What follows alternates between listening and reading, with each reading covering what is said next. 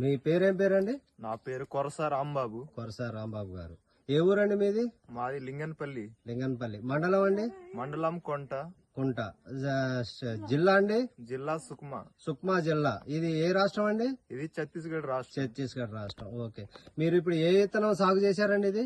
ఇది బయోటెక్ వారి కంపెనీ జరిగింది. చాలా బాగుంది. చెట్లు కూడా బాగా ఎదిగినాయి, కాయలు కూడా బాగా కాసింది. తెల్లదోమ